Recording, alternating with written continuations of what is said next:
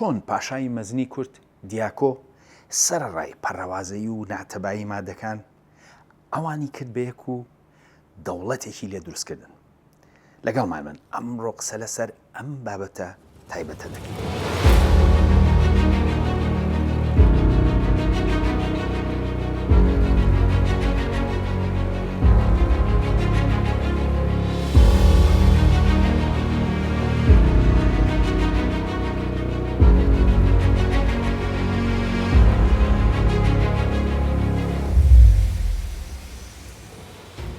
لەناو زۆرینەمانە ئاماژە بەوە دەکرێت کە دیاکۆ پادشایەکی مەزنی باو و باپیران بووە. بەڵام لە دەرەوەی ئەو ئاماژە بێکردنە سادەیەدا ئێمە لە قوڵایی و کاریگەری ئەم کەسایەتیە تێنەگەیشتن و ئاشنای نەبووین. ئەمڕۆ لەم بەرنامەیەدا هەوڵ دەدەین هەنگاو بە هەنگاو بزانین دیاکۆ کێ بووە، ئەم کەسایەتیە چۆن توانی بە هەوڵ و دڵسۆزی و بیستیژی و هوشیاری هێزە پەرەوازەکەی باو و باپیران بکا بە یەک و بناغەی دەوڵەتێکی کاریگەریان بۆ دابنێن.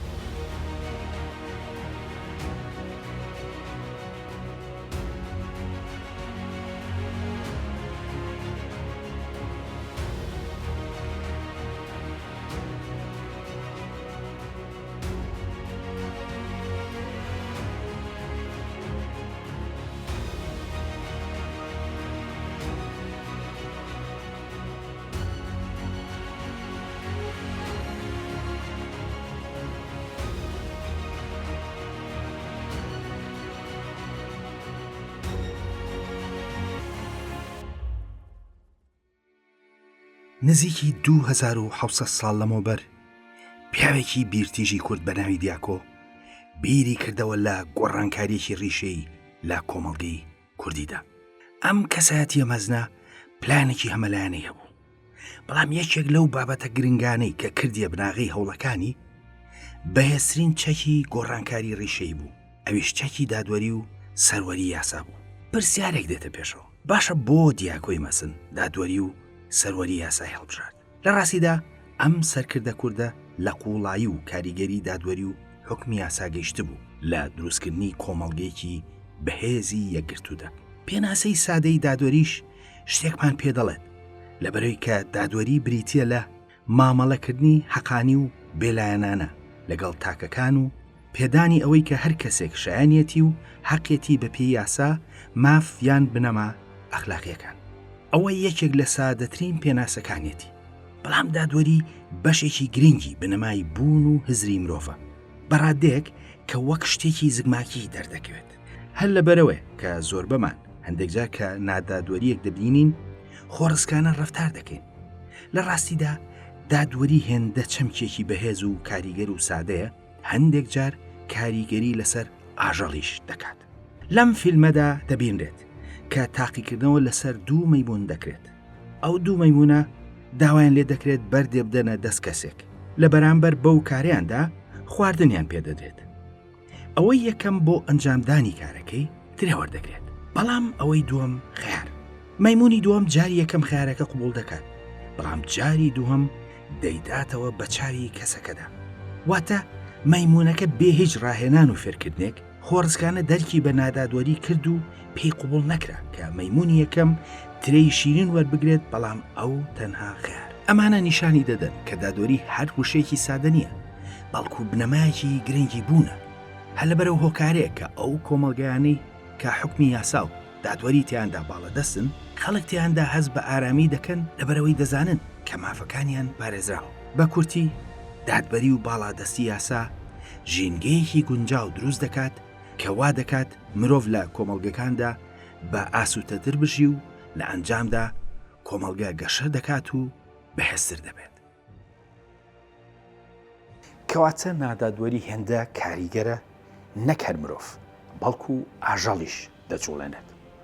نزیکەی 2700 ساڵ لەمەوبەر پیرمەند و سەرکردەی کورد دیاکۆ دەرکی بە گرنگی و کاریگەری دادوەری کردبوو لەسەر تەوکردنی کۆمەڵگە. بەڵام پێشەوەی زیاتر لەسەرم بابەتە قسە بکەین، بابزانین دیاکۆ چێ بوو و ناوەکەی لە چیەوە هاتووە.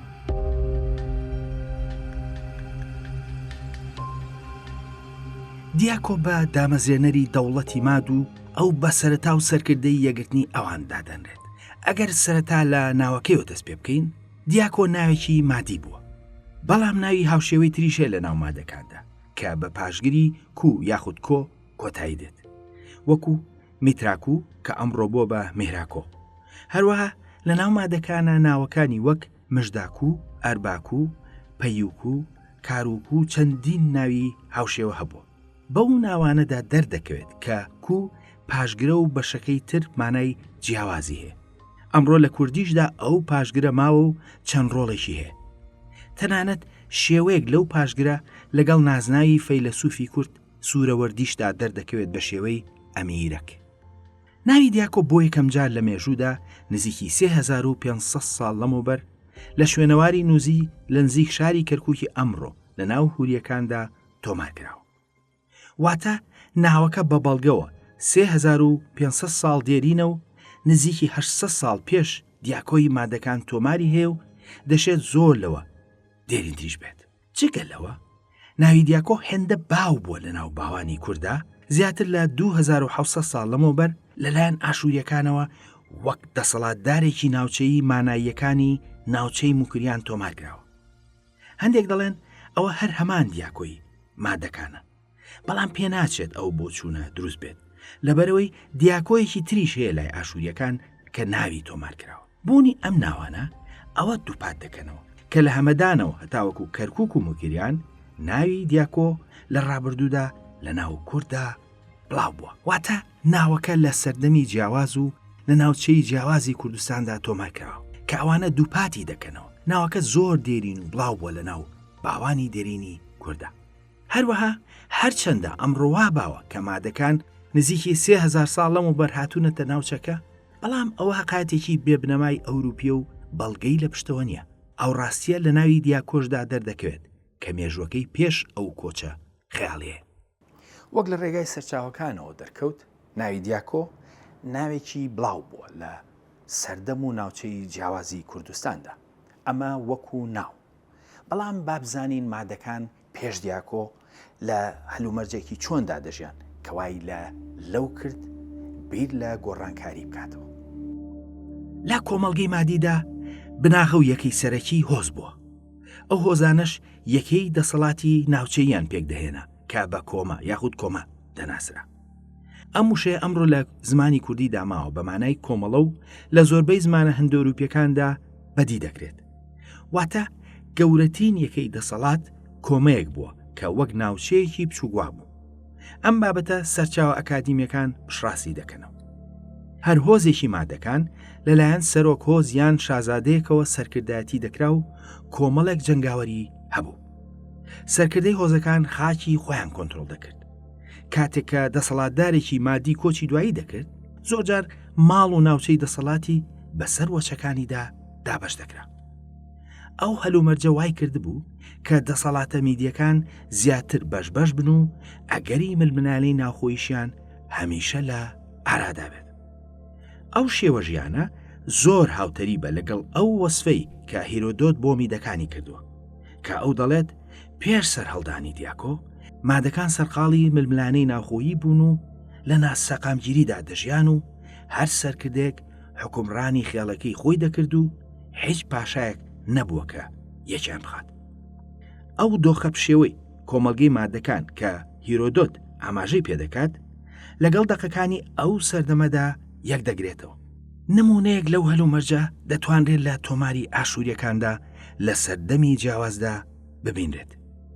لە هەندێک ساڵدا زیاتر لە 50 دەسەڵاتداری مادەکان باجی داوە بە ئاشووریەکان و هەندێک جاری تر نزیکی 30 دەسەڵاتدار. ئەمانە هەریەکەیان فەرمانڕەوای کۆمای جیاوازی مادەکانیان کردووە. ئەم شوێنانش لەوە ناچێت کە بە مانای ئەو سەردەمە شار بوو بن، بەڵکو گوندی قەڵادار بوون کە ناوەندی دەسەڵاتە مادیەکان بووە. ئەم هەلومەرجە وای کرد بوو کە مادەکان پەردەوازە بن. هەروەها بوونی ئەو ژمارە زۆرە دەسەڵاتدارە دەرفەتی ململانەی ناوخۆیی دروست دەکرد. ئەوەش ئاشووریەکان زۆرجار سوودیان لێ دەبینی بۆ بەرژەوەندی خۆیان و داگیرکردنی خاکی مادەکان. هەروەها ئەو هەلومەرجە وای کرد کە ناچار بن بازی ساڵانە بدەن بە ئاشووریەکان. ئەوەش لەبەرەوەی کە لە کاتێکدا جەنگاوەرە مادەکان پابەندی یەکەی جیاوازی دەسەڵات بوون و هەندێک جاریش ناتەبا بوون لەگەڵ یەکتری، ئاشووریەکان خاوەن دەسەڵاتێکی ناوەندی بە هێز بوون. دەنا لە ڕووی شەڕکردن و بەکارهێنانی ئەسپ، مادەکان بەهێز بوون و هەندێک لە دەقە ئاشووریەکان ئاماژەیان بە بەهێزی ئەوان کردو. بەڵام هێزی ئەوان دابەش و پەردەوازە و ناتەبا بوو. کەواتە هۆکاری لاوازی مادەکان ژمارەی جەنگاوەرەکانیان نەبوو، بەڵکو ئەو سیستەمە ناوەندیە بوو کە وای کردبوو هەر ناوچەیەک دەسەڵاتداری خۆی هەبێت و وەکو سەرۆکیان میر دەوریان هەبێت. جەنگاوەرەکانی ئەم ناوچانش پابەندیان بە ناوچەکەی خۆیانەوە هەبوو، نەک ناوچەکان بە یەکتریەوە، لە کاتێکدا کە دوژمنەکانیان بەگشتی تاکێز بوون. بەڵام پێشەوەی زیاتر قسە لەسەر ئەمە بکەین، زۆرجار لە ناوماندا دەڵێن مادەکان کورد نەبوون، ئەگەر کورد بوون بۆ ناویان ماد بووە. لەبەرەوە بە وەڵامی ئەم پرسیارە گرنگەش بدەینەوە.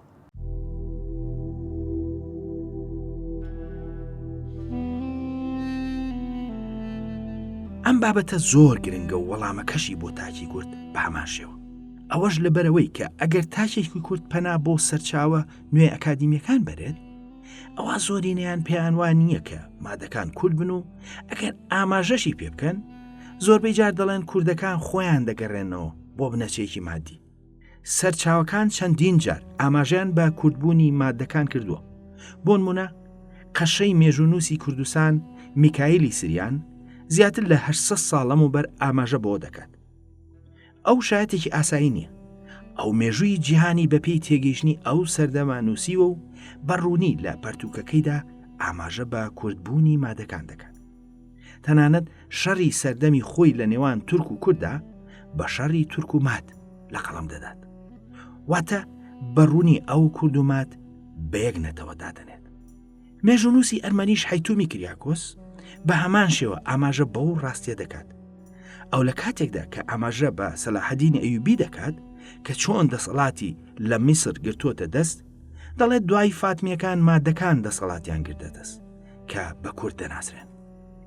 لە ڕاستیدا زۆرینەی بەڵگەنامە مێژوویە ئەرمەنیەکان بە کورد دەڵێن ماد و چەندین بەڵگەنامەی ڕۆمەکان کە باسی ڕووداوەکانی کوردستان دەکەن هەتاوەکو سەدەی پێنجەمی زاینی بە خەڵکەکەی دەڵێن ماد. تەنانەت مێژوونووسی خاچی ویلیەمی سوور کاتێک کە ئاماژە بە شاری ئورفە دەکات کە چۆن تورکەکان داگیریان کردووە، دەڵێت خۆ هێشتا لە یادەوەری ئێمەدا ماوە کە شاری ڕۆها یاخود ئورفە شارێکی گرنگی مادەکان بووە پێشەوەی کە تورکەکان بیگرن، کە ئەوە ڕێک ئاماژەیە بە دەوڵەتی دۆستەکی و مەروانی کە لەوێدا حکومڕان بوون. ئەمڕۆ ژوێنەی کورد ماوە کە لەوێ لە دژی ڕۆمەکان شار دەکەن. ئەوە جگە لەوەی کە زمانی مادەکان هیچ گومانێک ناهێڵێتەوە کە کوردی بووە. من لە دوو پەرتووکدا فەرهەنگی زمانی مادیم داناوە. جگە لە چەندین بەڵگەی تریش لەسەر یەکلاکردنەوەی ئەم بابەتە و پێشتریش بەرنامەی تایبەتمان لەسەر مێژووی مادەکان و ناسنامەیان کردووە. لە ڕاستیدا مادەکان کورد بوون و نەتەوەش نەبوون، بەڵکو حکومڕانی کورد بوون، هاوشێوەی ئەردەڵانی و بابانی و بەدرخانی. هەر لەبەرەوەشە کە لە سەرچاوە دێرینەکاندا بە مادە کوردەکان ناویان هاتووە. بۆ نمونە لە سەدەی شەشەمی زاینیدا واتە لە پێش ئیسلامدا کوردە مادەکان تۆماریانێ. بەو جۆرە چۆن گوتراوە ئەردەڵانی بابانی بەدرخانی کورد، بە هەمان شێوەش مادی کورد تۆماریە. جگە لەوەی کە دیاکۆ پەنای بۆ دادوەری و باڵادەستی یاسا برد وەک خاڵی کاریگەر لە ناو کۆمەڵگەکەیدا، ئەو لە قوڵایی دروستکردنی کللتوری پادشایی گەورە لەو سەردەمەدا گەیشت بوو.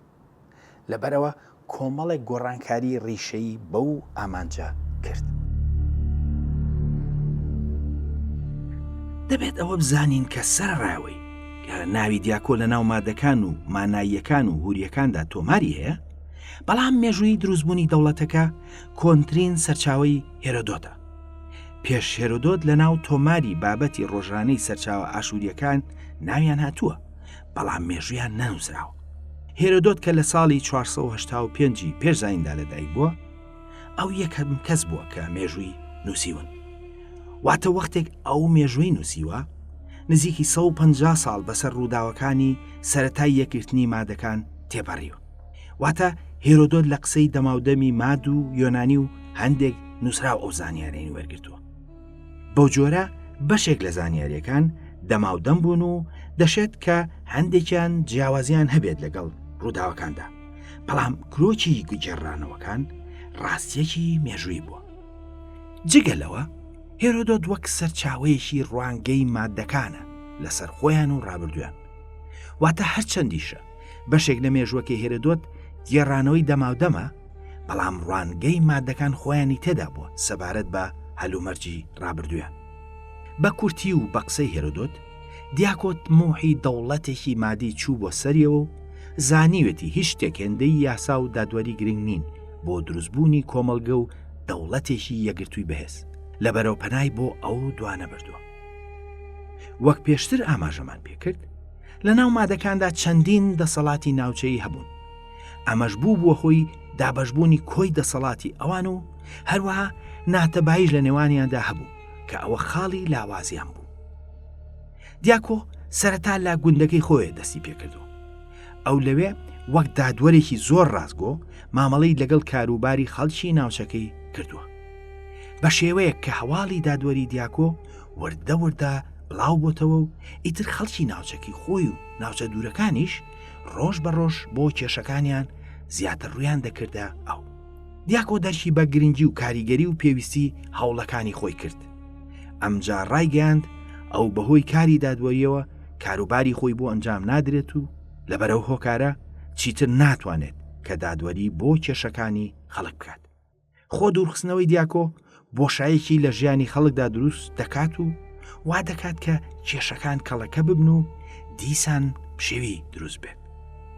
ئەمە وا دەکات کە سەرکردەی مادەکان کۆڕێک ببەستن بۆ قسەکردن لەسەر ئەم کێشێ. هێرۆدۆت دەڵێ بە بۆچوونی ئەوانەی لە کۆڕی مادەکاندا قسەیان دەکرد زۆربیان دۆستی دیاکۆ بوون. ئەوان گوتیان کە چیتر ناتوانین لەم وڵاتە بژین ئەگەر کاروبارەکان بەم شێوەی ئێستا بەڕێوە بچن. با پاشەیەک لە نێوان خۆماندا هەڵبژێرین بۆ ئەوەی کە ئەم خاکە بە باشی حکومڕانی بکرێت و خۆمان بتوانین مامەڵە لەگەڵ کاروباری خۆماندا بکەین. بەپێی هێرۆدۆت کۆڕی مادەکان هاوڕای ئەو بۆچوونانە بوون و خۆیان ئامادە کرد بۆ هەڵبژاردننی پاشای مادەکان. کاتێک کە وتوێژ لەسەر پادشا کرا، گوجناوی دیاکۆ زاڵ بوو لە ناو قسەکاندا و هەموو بڕیاریاندا کە دیاکۆ ببێتە پادشای مەزنی مادەکان. بەو جۆرە دیاکۆی کوڕی فرەوەرتیش بە قسەی هێرۆدۆت بوو بە پاشای گەورەی مادەکان. ئەم پاشا کووردە سەرەتای کارەکانی ئەوە دەخەنە ڕوو کە ئەو کەسێکی استراتیژی و بیرتیژ بووە، هەل لەبەر ئەوەیە لەگەڵ هەڵبژاردننی وەک پاشای مادەکان هەنگاوەکانی خۆی بەو ئاڕاستەیە دەست پێ کرد. دیاکۆ دەیزانی بۆ ئەوەی کە بۆ ئەو سەردەما ببیتە پاشا و سەرەتای پاشایەتی دامەزرێنێت، بەشێکی لە ڕێگای کاریگەری دەرونیەوە ئەوە دەکرا. بینینی ڕۆژانەی لەلایەن هەموو خەڵکەوە سامی پادشایی نەدەهێشت، لەبەرەوە ئەو خۆی لە خەڵک دابڕی و تەنها چەند کەسێکی نزیک دەیانتوانی ڕاستەخۆ بیبینن. لە ڕێگای پەیامنەرۆ خەڵک دەیتوانی پەیوەندی لە تەکدا بکەن و دیوەخانی پاشایی پێکەنە. واتە هێشتا دادوەری خەڵکی دەکرد، بەڵام لە ڕێگای پەیامنەرۆ ئەوەی دەکرد و هەروەها بەردەوام لە خەمی بڵاوکردنەوەی دادوەریدا بوو لە خاکی ژێر دەسەڵاتیدا. هەنگاوی خۆ جوداکردنەوەی بۆ ئەو سەردەما هەنگاوێکی تەواو گونجاو بووە. هێرۆدۆت دەڵێت دیاکۆ بە مەبەست پاسەوانەکانی لە ناو هەموو مادەکاندا هەڵبژارد. ئامانجیش لەوە ئەوە بووە کە هەموو مادەکان بەشێکیان لەو دەسەڵاتەدا هەبێت کە دروستی کردبوو. هەروەها زانی کە دروستکردنی قەڵایەکی تایبەت و سەرنجڕاکێش جگە لەوەی کە دەسەڵاتەکەی دەپاراست، لە هەمان کاتدا لە ڕووی دەرونیەوە دەیتوانی دەسەڵاتی پاشا لە ناو مادەکان خۆیاندا بچەسبێنێت. هەروەها بوونی قەڵایەکی بەهێست دەیتوانی ڕێگری لە سوپای دوژمنەکانیان بکات کە پێش ئەو بەپێی سەرچاوە ئاشووریەکان قەڵای زۆر گەورە و بەهێزیان نەبووە کە بتوانێت هێرشی دوژمنی وەک ئاشووریەکان ڕابگرێت. لەبەرەوە داوای کرد کە قەڵایەکی گەورەی بۆ ئەو مەبەستە بۆ دروست بکرێت لەسەر شوێنێکی بەرز لە نزیک شاری هەمەدانی ئەمڕۆ. وەک بینیمان هەرچەندە دیاکۆ قەڵای پایتەختەکەی لە کوردستاندا هەڵبژارد، بەڵام شوێنی قەڵاکەی تا ڕادێک ناوجەرگەی کوردستان نەبوو. هەروەها جۆر و شوێنی قەڵاکە زانیاری هەمە جۆرمان لەسەر مادەکان پێ دەڵێت. با سەرەتا لە ناوی شارەکەەوە دەست پێ بکەین. هەمەدان ناوەکە لە سەردەمی دێریندا بە شێوەی هەگمەتانە تۆماکراوە، بەڵام لە سەرچاوەکانی دواتردا بە تایبەت سەردەمی ئیسلامیدا ناوەکە گۆڕاوە و کراوە بە هەمەدان. لە ڕاستیدا ناوەکە ئەو کاتە و ئەمڕۆژ هەمان مانای هەیە بە تۆزێک گۆڕانەوە. سەرچاوە زمانەوانیە ئەکادیمیەکان ناوی هەمەدان بە مانای شوێنی کۆبوونەوە و بەیەکەوە بوون لە یەک دەدەنەوە. ئەوەش لەبەرەوەی کە لە زمانی مادیدا هەمە ماناکەی دەبێتە بەیەکەوە وەک یەک و دان پاشگیری شوێنە. ناوی هەموو یاخود هەمەدان لە کوردیشدا مانای شوێنی هەمووان دەدات، بەڵام پاشگیرەکە ئەمڕۆ لە کوردیدا زیاتر بۆ شوێنی بچووک بەکاردێت وەک ئاگردان، خوێدان و بەو شێوەیە. هۆکاری هەڵبژاردنی شوێنەکە ئەوە بوو کە ئەو سەردەما دوژمنی بەهێزی ناوچەکە ئاشووریەکان بوو. هەمەدان دوور بوو لە وڵاتی ئاشوورەوە و لە دامێنی چای ئەڵوەندا بوو. جگەلەوە هەمەدان لەسەر ڕێگایکی بازرگانی بوو کە ئەوەش لە ڕووی ئابوووریەوە گرنگ بوو بۆ مادەکان. بۆ جۆرە مادەکان لە شاری هەمەدانەوە بناغی دەوڵەتێکی بەهێزیان دانا. وەک ڕوون بووە هەمەدان شوێنێکی گرنگ بوو، بەڵام هەر شوێنی قەڵاکە نییە کە گرنگ بوو. بەڵکو خۆشبەختانە هێرۆدۆت هەندێک زانیاری وردی لەسەر قەڵاکەش تۆمار کردو.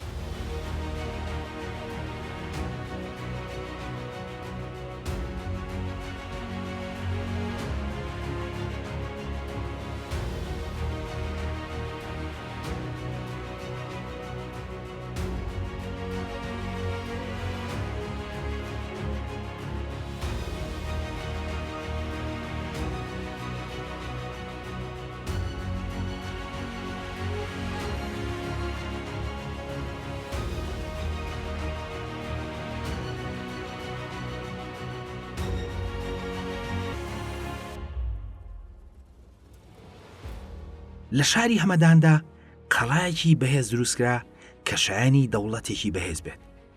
بە پێی هێرۆدۆت قەڵاکە لەسەر گردێکی بەرز بوو. بۆ ئەوەی کە بە ئاسانیش دوژمن دەستی بە قەڵاکە نەگات، 7 دیواری بۆ دروستکرا بوو، هەر دیوارەش ڕەنجێک بوو. دیوارەکان تا بەرەو ناوە بڕۆشتایە بەرزتر دەبوون، واتە یەکەم دیواری دەرەوە لەوەی دووهەم نزمتر بووە. بوونی قەڵاکە لەسەر گردێکی بەرز هاوکاری ئەو سیستەمەی دەکرد. ئەوەش بۆ ئەوەی کە دوژمن ئەگەر دیواری یەکەمیشی بڕی، هی دووهەم گرانتر بێت بۆی. بەپێی هێرۆدۆت درێژی تیرەی دوا دیواری قەڵای هەمەدان هێندەی ئەوەی شاری ئەسینا بووە و لەو سەردەمەدا. دیوارەکانیش بەپێی ڕەنگەکانی ئەگەر لە دەرەوە دەست پێ بکەین بەم جۆرە بووە: یەکەم دیوار سپی، دووهەم ڕەش، سێهەم سوور، چوارهەم شین، پێنجەم نارنجی، شەشەم زیوی، حەوتەم ڕەنگی زێڕین. دیاکۆ خۆی لە ناو دوا دیواری ناوەڕاستدا بوو. جگە لە هۆکاری پاراستن، 7 دیوار و 7 ڕەنگ چەند مەبەستێکی لە پشتەوە بوو. ژمارە 7 ژمارەیەکی پیرۆز بوو و نوێنەراتی حەوتەوانەی کردووە کە 7 ئەستێرە گرنگەکە بوون کە لەو سەردەمەدا لایەنی ئەستێرە ناسی زاڵ بووە بەسەر بیر و بڕای ئاینیدا.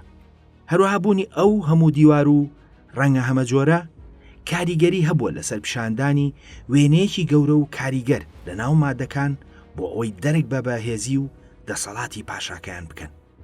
بە تایبەت دیاکۆ کە ویست بووی لە سەرەتاوە دەسەڵاتی پادشای بەهێز دابمەزرێنێت بۆ ئەو مەبەستە ئەو کارانە گرنگ بووە. هەروەها جگە لەوەی خۆی لە خەڵک دابڕی بوو بۆ ئەوەی کە سامی پاشایی دروست بکات، کۆمەڵێک ڕێسای دانا بە مەبەستی دروستکردنی سیستەمی دیوەخانی پاشایی.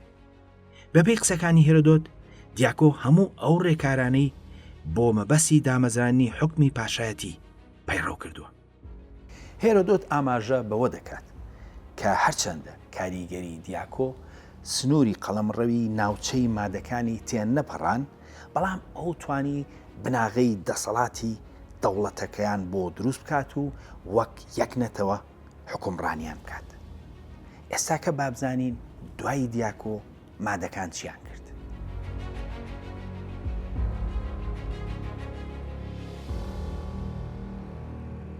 دیاکۆ بۆ ماوەی 53 ساڵ حکومڕانی کردووە کە دیارە ئەو پاشا کوردە زۆر ژیاوە لەبەرەوەی کە 53 ساڵ بۆ حکومڕانی ماوەیەکی درێژە. ئەگەر ئەو لە 30 ساڵیشدا بوو بێ بە پاشا ئەوە دەگەێنێت کە تەمەنی زیاتر بووە لە 80 ساڵ کاتێککە کۆچی دوایی کردو. دوای کۆچی دوای دیاکۆ مادەکان بەردەوام بوون لە درێژەدان بە دەسەڵاتەکە و کوڕەکەی فورەوەردیش کە ئەوە ناوی باوکی دیاکۆش بووە بەردەوامی داوە بە دەسەڵاتی پاشایی مادەکان. فرەوەردیش سوپاکەی بەهێز کردووە و ویستوێتی سنووری دەسەڵاتی ناو مادەکان تێپەڕێنێت. بۆیە پەلاماری فارسەکانی دا و ئەوانی خسۆتە ژێر دەسەڵاتی خۆیەوە. بەوەش ناوچەی دەسەڵاتی فراوان بووە و هێزێکی گەورەتری لە ژێر دەسەڵاتدا بوو. دواتر وردە نەتەوەکانی دەوروبەری خسۆتە ژێر دەسەڵاتی خۆیەوە. لەگەڵ فراوانبوونی ناوچەی دەسەڵاتیاندا ئەوان بەر گەورەترین دەسەڵاتی ئەو سەردەمە کەوتون کە ئاشووریەکانی نەینەوە بووە. فرەوەردیش هەوڵی داوە کە کۆتایی بە دەسەڵاتی ئاشووریەکان بهێنێت، بەڵام نەیتوانیوە و بەپێی هێرۆدۆت خۆشی کوژراوە و سوپاکەشی لە ناوچووە. فرەوەردیش بۆ ماوەی 22 ساڵ حکومڕان بوو.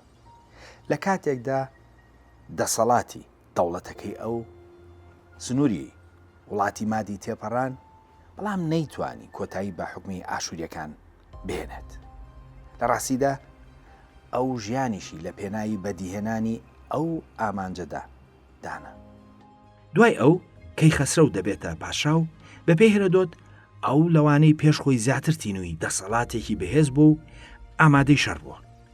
کەیخەسرە و زیاتر بایەخی بە سوپاکەی داوە و ئەو ڕێخستنی سوپاکەی گۆڕیەوە بۆ یەکەی جیاوازی تایبەتمەند، ئەوەش بۆ ئەوەی سوپایەکی بەهێزتر دا بمەزرێنێت. ئەو ویستوێتی بەردەوامی بە ئاواتەکەی باوکی بدات و تۆڵەشی بستێنێت. کەیخەسرە و پەلاماری شاری نینەوای داوە و ویستوێتی کە بیگرێت. بەڵام لەو کاتەدا کە دەوری شارەکەی گرتووە، مادەکان دەکەونە بەرهێرشی سکایەکان و لەلایەن ئەوانەوە دەشکێنرێن. حکمی سکایەکان بۆ ماوەی 28 ساڵ بەردەوام دەبێت کە ناوچەکە دەخەنە ژێر باج بە میدەکانیشەوە. دواتر کەیخەسرە و سەرکردە گەورەکانیان بانگهێش دەکات بۆ خوانێک و دوای ئەوەی کە هەموو سەرکردەکانیان سەرخۆش دەبن لە ناویان دەبات و کۆتایی بە دەسەڵاتەکەیان دێنێت. دواتر دیسان دەگەڕێتەوە بۆ ئامانجەکەی و بە هاوپەیمانی بابلیەکان شاری نینەوە دەگرێت و لە ساڵی 612 پێشزایندا کۆتایی بە دەسەڵاتی ئاشووریەکان دێنن. مادەکان بەو جۆرە ئیمپراتۆریەتێکی گەورە پێک دێنن کە زۆربەی نەتەوەکانی ناوچەکە وەک فارس و ئەرمەن و ئەشکانی و چەندینی تر دەخەنە ژێردەستیان جگە لە بابلیەکان. دیاکۆی مەزن بەهۆی دڵسۆزی و بیرتیژیەوە توانی بناغی دەوڵەتی مادەکان دابڕێژێت. ئەو دەوڵەتەی کە بە یەکێک لە قۆناغە هەرە گرنگەکانی مێژووی کووردا دەنێت.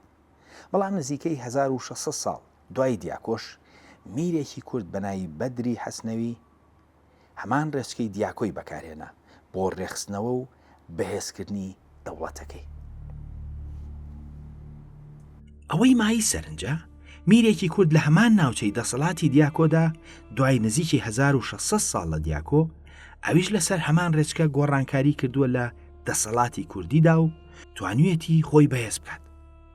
ئەو میرە ناوی بەدری حەسنەویە و ناوەندی دەسەڵاتی قەڵای سەرماج بووە لە کرماشان و سربەهۆزی کوردی بەرزیکانی بووە.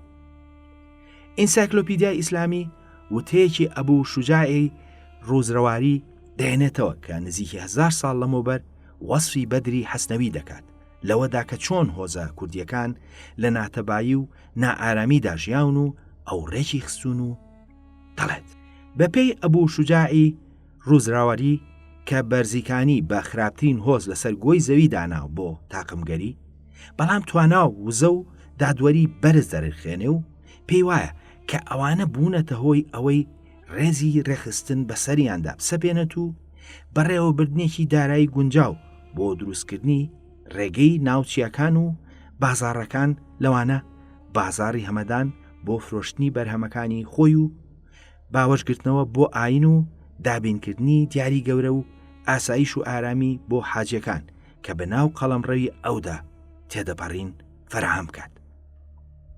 لە ڕاستیدا بەدری حەسنەوی لە هۆزی بەرزیکانی بوو کە ناوەکەشیان وشەی بەرزی مادی تێدایە و لە هەمان قەڵەمڕەوی مادەکاندا توانی بووی گۆڕانکاریێکی هاوشێوە لە هۆزەکەیدا بکات بە سەپاندنی دادوەری و یاسا. لە ئەنجامدا لە شارە کوردیە بنەچە مادەکانی وەک هەمەدان و کرماشان هەتاوەکو شارە زوور باڵا دەست بوو سەردەمانێک ناوچەکانی لە سەقامگیریدا بوون و ئەو دەوڵەتە چەندین تەلار و قەڵای لێ بەجێماوە. ئەمڕۆ نازانرێت کە بەدری حەسنەوی بەرزیکانی ئاگاداری مێژووی ماد بوو بێت یان نا، بەڵام هەمان ڕێچکەی بەکارهێناوە بۆ بەهێزکردنی دەوڵەتەکەی. ئەویش باڵا دەستی یاسا و دادوەری بووە. لە ڕاستیدا دەوڵەتی حەسنەوی یەکێک لە دەوڵەتە هەرە گرنگەکانی سەردەمی خۆی بووە و لەو سەردەمەدا دراوی زێڕینی لێدا و ناوچەیەکی گەورەی کوردستانی بەدەستەوە بووە. جگە لەمانە هەمووی ئامانجی سەرەکی نووسینەوەی مێژوو وەرگرتنی وانەیە. ئایا دەکرێت ئەمڕۆ ئێمە وانە لە دیاکۆی مەزن وەربگرین؟ ئامانج لەم ئەڵقەیە ئەوە نەبوو کە بەپێی سەرچاوی جیاواز و لەسەر ڕێچکەی نووسینی پەرتووکی ئەکادیمی ئەم ئەڵقەیە دابڕێژێت، بەڵکو ویسرا سوود لە هێرۆدۆت ببینرێت وەک سەرچاوی سەرەکی. ئەوەش لەبەرەوەی کە ئێمە ڕاستەخۆ نازانین مادەکان ڕوانگەیان چۆن بووە بۆ دەوڵەت و کەسایەتەکانی خۆیان. کۆنترین سەرچاوە لە مێژوودا کە ئەگەرێک هەیە بۆچوونی ئەوانی لەسەر باو و باپیرانیان بخاتە ڕوو هێرۆدۆتە کە نزیکی 2500 ساڵ لەمەوبەر ئەو مێژوەی نووسیوە. ئەوەش بە تایبەت لەبەرەوەی کە زۆر ئەگەر هەیە هێرۆدۆت بەشێک لە زانیاریەکانی لە مادەکان خۆیان وەرگرت بێت. ئەمەش ئەوە دەکەێنێت کە ڕوانگەی مادەکان ئەگەر چیش لە سەداسەد وەک خۆی نەبوو بێت، بەڵام تێگەیشتنی ئەو کاتەی مادەکان بووە بۆ باو و باپیرانیان. لە ڕاستیدا ئێمە ئەمڕۆژ دەتوانین سوود لە دیاکۆی مەزن ببینین. ئەمڕۆژ ئێمە لەناو خۆماندا تا ڕادێک و لە هەندێک ڕۆوە وەک سەردەمی دیاکۆ دەژین. ئێمە لەگەڵ یەکتریدا ناتەباین و درزی قوڵ لە نێوان بەش و گروپە جیاوازەکاندا دروست بووە. ساڕێژکردنی ئەو برینانە و پڕکردنەوەی درزەکان پێویستی بە دادوەری و حکومی یاسایە. مرۆڤ لە سای یاسا و دادوەریدا حەز بەوە دەکات ئەو دەسەڵاتەی کە هەیەی هی خۆیەتی.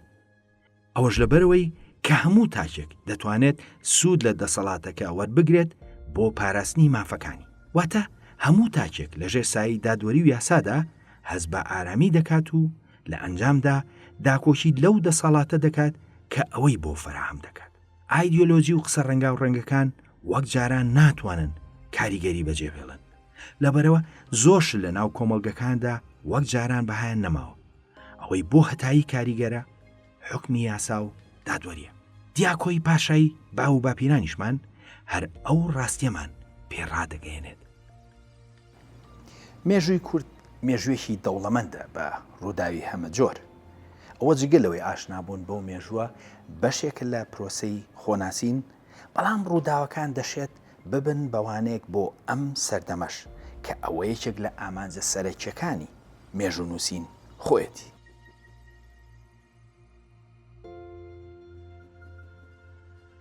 لەم گۆڕانکاریە گەورەتە کە جیهان ڕوبەڕووی بۆتەوە، ئایدیۆلۆژیەکان کەوتونەتە ژێر پرسیارەوە و زۆربەیان بەرامبەر ئەم گۆڕانکاریە گەورەیە بەرگەراگرن و هەرەز دەهێنن. ئەو بنەما گرنگەی کە دەتوانین بڵین بۆ هەموو سەردەمێک و هەتایی مانا دەدات دادوەریە کە دەشێت ببێتە بناغەی بەهێزبوون و دروستبوونەوە. دیاکۆی مەزن زیاتر لە 2600 ساڵ لەمەوبەر لە ڕێگای سەپانی یاسا و دادوەریەوە توانی باو و باپیرانی ناتەبامان بکاتە یەک و بناغی دەوڵەتێکی بەهێزیان بۆ دابنێت. ئەوەش لەبەرەوەی بناغی هەر دەوڵەتێک یاکیانێکی بەهێز سەروەری یاسا و دادوەریە، هەتاوەکو ئەو دوانە فراهەم نەکرێت هەر وەکو ئەمڕۆ بەلاوازی دەمێنینەوە. تا بەرنامەیەکی تر خواتان لەگەڵ.